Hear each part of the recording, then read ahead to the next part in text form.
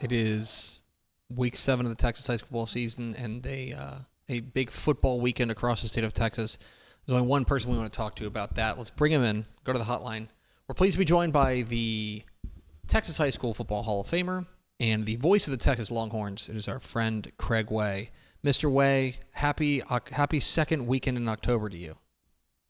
Yeah, second Saturday in October means something. Hey, the second weekend in October, right? There's a bunch of high school football happening this weekend that we need to keep track of, right? It's a nice little football weekend if you're into that kind of thing, and especially here in the state of Texas. And I guess we should probably mention the small gathering of friends that's going to be going on at the Cotton Bowl on Saturday. What number Red River is this for you? It's enough that it precedes calling it the Red River Rivalry, or as I say it very slowly, or you'll Elmer Fudd it, you'll wed with a rivalry. If you're not careful, it's actually my 34th. 34th. My 34th. Yeah, 34 years, 10 of those in the broadcast booth as the analyst, and then another 24 in the play-by-play chair. So, yeah, it's been a few of them. Okay, so you've spent 33 of the second Saturday in October's in the broadcast booth. My question for you, Craig White, do you have a favorite Red River game? I do. Oh, I do. There are several that are really meaningful and good. Surprisingly, this might surprise some Texas fans, 49-0 2 years ago is not my favorite all-time one. It's a top 5. Mm-hmm. Don't get me wrong, but it's not my favorite.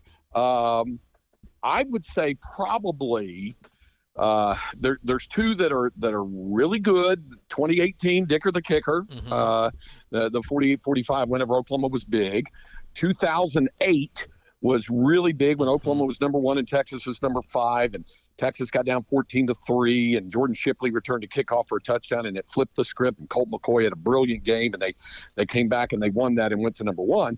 But without question, the number 1 favorite one all time for me is 2005. Not only because that was the year Texas won the national championship. Remember, going into that 05 game, Texas had lost 5 in a row to Oklahoma.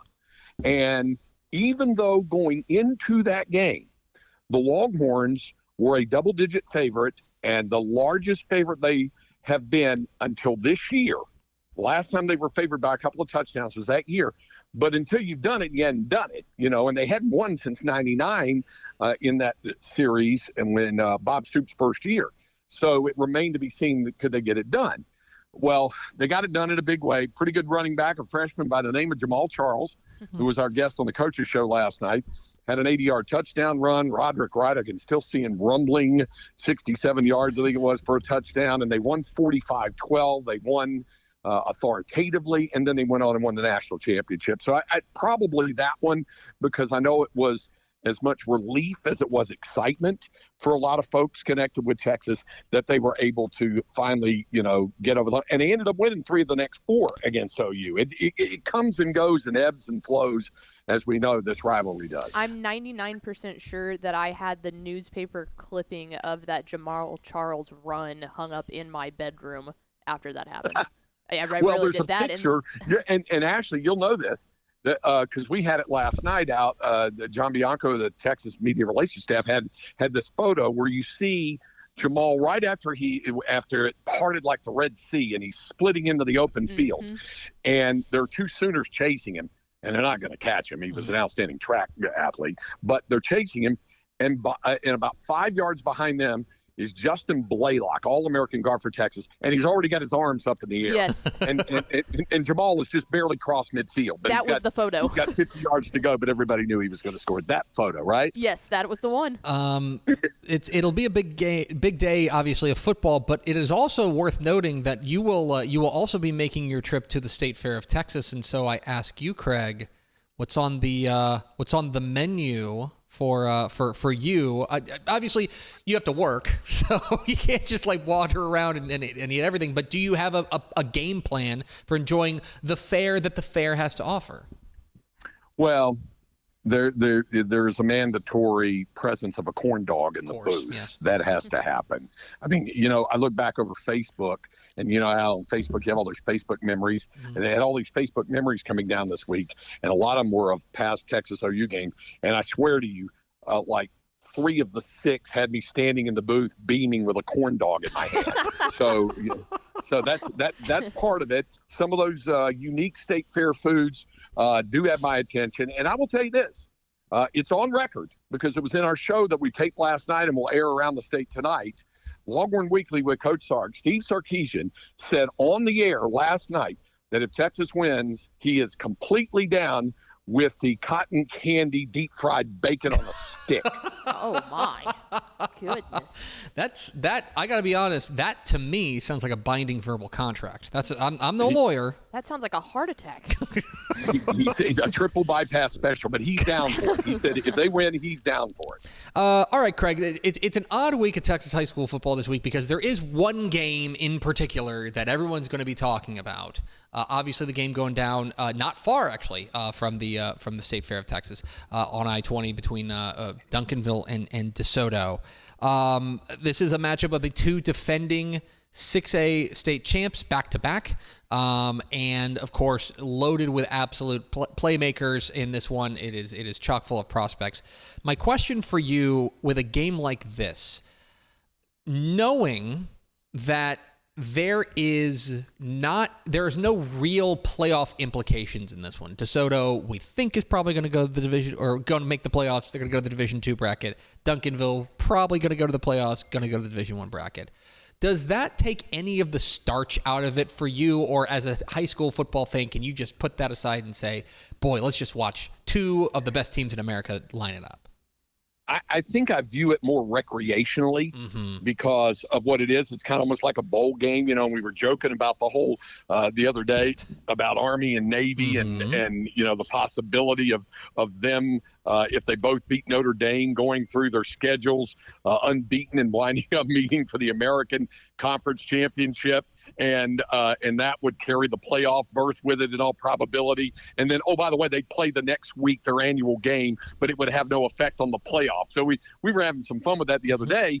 But I think both coaches would tell you it's a good measuring stick for them. It's kind of like getting to play. I think I remember Claude Mathis saying this is like playing a playoff game in midseason where there was no punishment, no ramifications if you lost the game, and no extra benefit other than bragging rights in Southwest Dallas County. And there's a lot of that, if you win the ball game. So I think it's like that. And I think it was a similar thing. We talked about this on Scoreboard Live. It's a similar thing. It was a similar thing, I think, with Atascocita and Summer Creek, because they're going different routes as well. We're all kind of salivating at Atascocita North Shore because that will carry playoff seeding with it in the Division I bracket for those 2 that will go the D1 route, but Summer Creek will go Division II. So that will carry more weight. But Atascocita and Summer Creek, DeSoto, Duncanville, they carry all of the attraction of like a bowl game or a big-time international friendly soccer exhibition without having any real punitive effect on either team if they lose, other than, of course, if somebody gets hurt. You hope that's not the case. Certainly. Finally, Craig, you would think that in a week where there's one locked and loaded game of the week that you'd get out of this, but I'm going to do this. We're going to do the meanest thing we do to each other each week, and I'm going to remove Duncanville and DeSoto.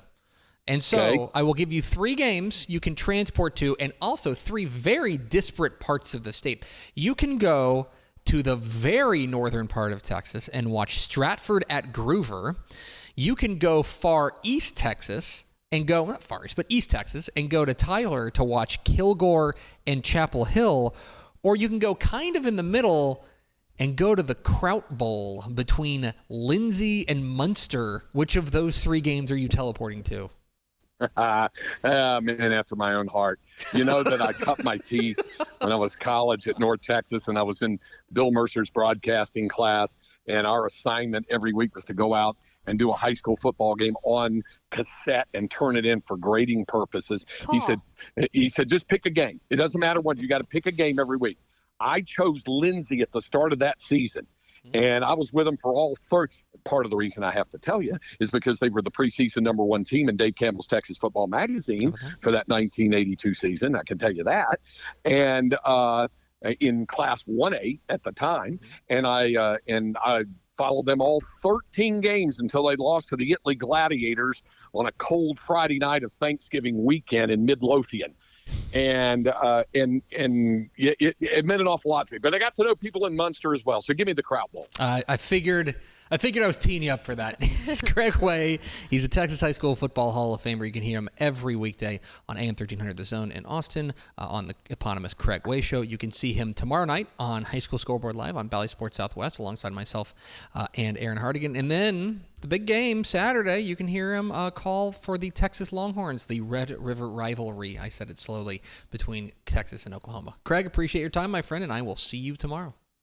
Happy second weekend in October. Absolutely. There he goes. Craig Way, the Texas High School Hall of Famer. Joins us every Thursday here on Texas Football Today. And a busy week for him.